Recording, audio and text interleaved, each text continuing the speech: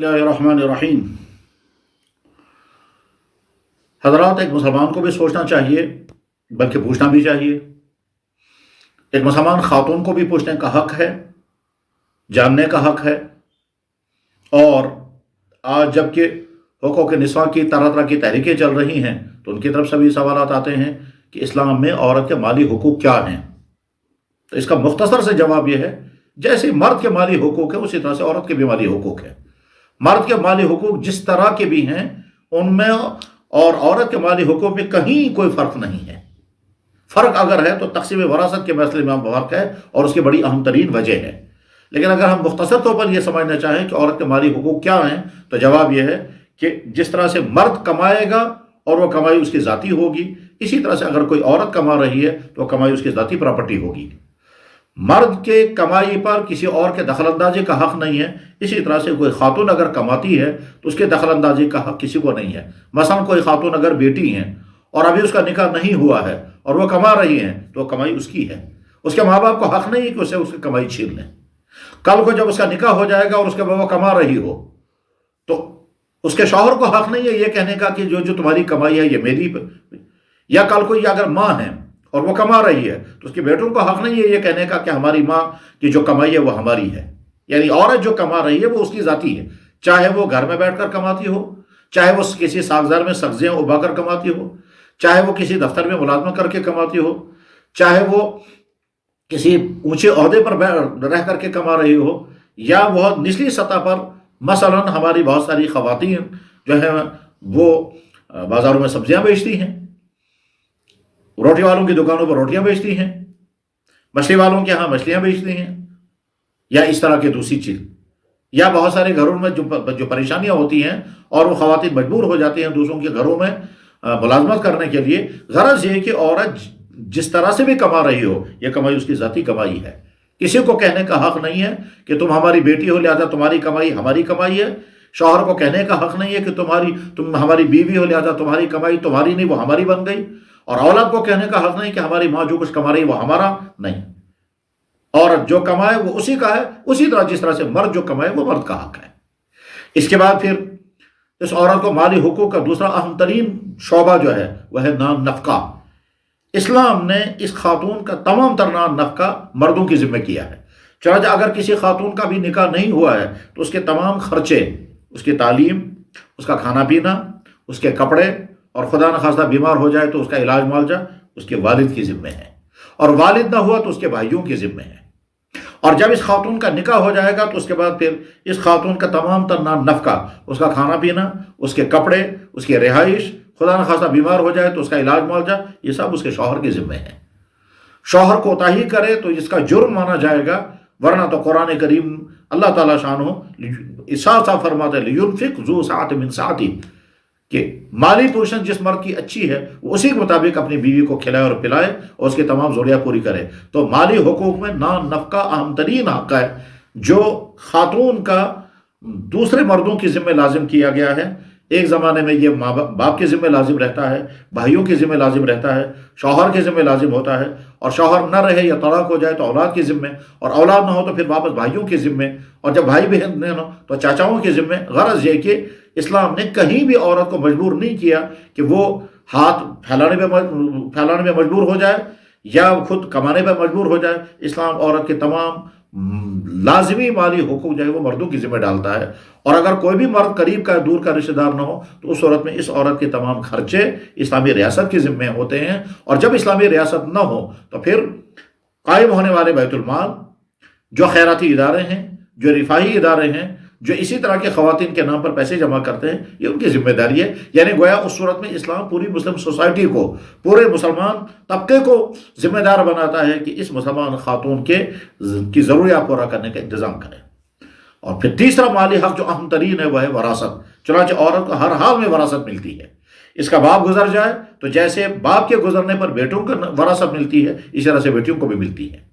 इसका शौहर गुजर जाए तो शौहर के तरके में से उसकी सबसे पहले उसकी माँ को हिस्सा मिलेगा, यानी बीवी को तर्क मिलेगा। इसी तरह से ये खातून है, इसका बेटा गुजर जाए तो औलाद के तरके में से उसके माँ को भी हिस्सा मिलेगा। यानी एक औरत बेटी होने के नाते भी हिस्सा लेती है, बीवी होने के नाते भी हिस्सा लेती है, बहन होने के नाते भी हिस्सा लेती है, बीवी होने के नाते भी हिस्सा लेती है, माँ होने के नाते भी हिस्सा लेती है।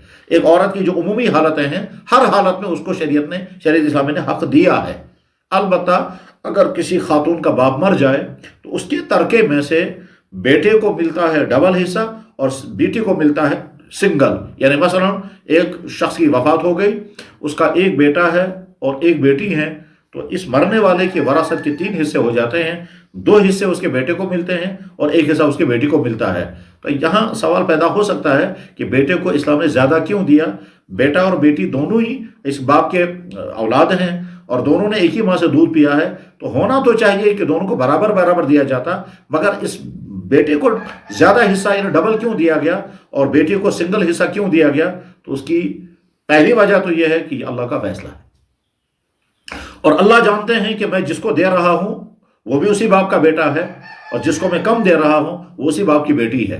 कुरान करीम में है लिज़्ज़करि मिस्लु हज़्ज़िल उन्सयैन कि बेटे को 2 बेटियों का बराबर हिस्सा देना। इसी को बहुत सारे लोग एतराज़ करके कहते हैं कि देखिए साहब, इस्लाम ने तफरीक की है और वो ये है कि मर्द को डबल हिस्सा दिया और औरत को सिंगल हिस्सा दिया है। ये इस्लाम ने फ़र्क किया है, ये मर्दों की ज़्यादती हो रही मर्दों की तरफ से। तो जवाब है कि हरगिज़ नहीं। दरअसल देखना ये है कि आगे जिम्मेदारी किस पर क्या आने वाली है। जिस खातून को इस्लाम ने बेटी होने के नाते आधा हिस्सा दिया है, ये खातून किसी की बीवी होगी तो उसके तमाम खर्चे उसके शौहर के ज़िम्मे हैं, और अगर शौहर नहीं होगा तो वहाँ उसके तमाम का खर्चे उसके बेटों के ज़िम्मे होंगे, और अगर बेटे नहीं होंगे तो इस खातून का तमाम तक खर्चे जो हैं उसके मैके वालों के ज़िम्मे होंगे, बाप के ज़िम्मे या माँ। लेकिन जब बाप मर चुका होगा तो अब उसकी वरासत में से इस खातून को जो कम दिया जा रहा है वो इसलिए दिया जा रहा है, इस खातून की तो लाइबिलिटी है ही नहीं कोई, उसका तो जिम्मेदारी ही नहीं है। हत्ता कि अगर वो वहां से वापस आ जाए मैके तो इसकी जिम्मेदारी उस भाई पर है जिस भाई को इस्लाम ने 2 हिस्से दिए हैं। दरअसल उस भाई को इस्लाम ने 2 हिस्से इसलिए दिए हैं ताकि वो जिम्मेदार बन करके रहे, उसको अपना घर चलाना है, अपने बीवी बच्चों को पालना पोसना है, अपने भाइयों बहनों को पूछना है। और ये बहन जिसको आधा दिया जा रहा है, अगर ये खुदा न खास्ता वापस आ गई तलाक की बिना पर या वापस आ गई शौहर के वफात होने की बिना पर और वहाँ रहने के हालात ना हो, तो उस सूरत में इसी भाई को इस बहन का पुष्टपना बनना है और इसी भाई को उसको अकोमोडेट करना है, उसको सहारा देना है। इसलिए इस्लाम ने उसको 2 हिस्से दिए हैं। मसला ये नहीं है कि इस्लाम ने औरत को आधा हिस्सा क्यों दिया। मसला ये है कि बहुत सारे मुसलमान जो हैं वो जो औरत को जो हक दिया है बहैसियत बेटी के वो देने को तैयार नहीं। ये कोताही दूर करने की चीज़ है, न कि ये मुतालबा करने की कि साहब इस्लाम में तब्दीली की जानी चाहिए। जो लोग जो मुतालबा करते हैं कि बेटी को भी उतना ही हिस्सा दिया जाना चाहिए जितना बेटे को दिया जाता है, उनमें से 99 बल्कि 100% आदमियों से जो कहा जाएगा कि जब आपकी वफात हो जाएगी और आपका एक बेटा और एक बेटी होगी तो क्या आप पसंद करेंगे कि आपके बेटी को उतना ही हिस्सा मिले जो दूसरे घर में जा चुकी है और वो आपके बेटे को भी उतना ही हिस्सा मिले और खुद आप अपनी बहन को हिस्सा देने को तैयार होंगे? तो तकरीबन 99 या 100% इंसान इनकार करते हैं, मगर जब मुतालबा करने बैठते हैं तो सवाल करते हैं कि साहब इस्लाम ने यह फ़र्क क्यों किया है। बहरहाल एक मुसलमान को अच्छी तरह से समझना चाहिए कि इस्लाम ने औरत को माली हुकूक में हर जगह हिस्सा दिया है। बीवी होने के नाते भी उसको प्रॉपर्टी में हिस्सा मिलता है, बेटी होने के नाते भी मिलता है, माँ होने के नाते भी मिलता है। अब लगता जहाँ जहाँ कम किया है वहाँ इसलिए कि इसका कम करके उसी के करीब के या तो उसके भाई को ज़्यादा हिस्सा दिया गया क्योंकि उस भाई को आगे उसका जिम्मेदार बनना है, या उसके शौहर को ज़्यादा हिस्सा दिया गया क्योंकि आगे चल कर उसको जिम्मेदार बनना है। एक बेटे की वफात हो गई, वफात होने के बाद उसकी माँ को इस बेटे के छोड़े हुए माल में से हिस्सा मिलेगा। अब अगर माँ होने की हैसियत से उसने हिस्सा कम लिया है तो वो कम जो है वो इसलिए है क्योंकि बकिया जो है उसके शौहर को जाएगा और शौहर को बाद में इसी बीवी की परवरिश करनी है। तो गरज है कि इस्लाम ने अगर कहीं कम किया है तो उसी के करीब का रिश्तेदार को दिया है जिस रिश्तेदार को आगे चलकर उसको जिम्मेदार बनाना है। खुलासा यह है कि इस्लाम ने औरत को माली एतबार से हमेशा मुतमईन रखा है। चुनांचे उस औरत को ये जो माली हिस्सा मिल गया वरासत के तौर पर, ये उसके मालिक है, वो जो चाहे सो कर सकती है। किसी पीछे रहने वाले वारिस को हक नहीं है कहने का कि ये तुम्हें वक्ती तौर पर दिया गया है, तुम इसे खर्च नहीं कर सकती और तुमसे सिर्फ जो है वो अमानतदार इसके है, ऐसा नहीं है। वो मालिक है और जो चाहे जिस तरह से बाप के मरने पर बेटे को वरासत मिलती है और जो चाहे वो कर सकता है, ठीक इसी तरह से बाप के मरने पर बेटी को भी वरासत मिलती है और हर चीज़ में मिलती है और वो मुख्तार है, जो चाहे उसमें कर सकती है। अल्लाह जल्ल शाह ने कुरान करीम में और जनाब रसूल अकरम सल्लल्लाहु अलैहि वसल्लम ने अहादीस में और इस्लामी फ़िक़्ह ने नफ़क़ात के चैप्टर में यानी मेंटेनेंस के बाब में तफसील के साथ औरतों के हुकूक बयान किए हैं اور ہر حالت میں اس عورت کے مالی حقوق کی تعین کر دی گئی ہے، وراثت کے اعتبار سے، کمائی کے اعتبار سے، نفقے کے اعتبار سے، رہن سہن کے اعتبار سے، علاج معالجے کے اعتبار سے عورت محفوظ ہے، مالی اعتبار سے بھی اور اخلاقی اعتبار سے۔ بس اللہ تعالیٰ ہم کو سمجھنے کی توفیق عطا فرمائیں، اور جن کو غلط فہمیاں ان کو غلط فہمیاں دور ہو جائیں، اور جو مطالبہ کرتے ہیں کہ اسلام میں کوئی تبدیلی ہونی چاہیے، ان کے یہ مطالبے کسی طرح سے بھی قابل سماعت نہیں ہیں۔ وآخر دعوانا الحمد للہ رب العالمین۔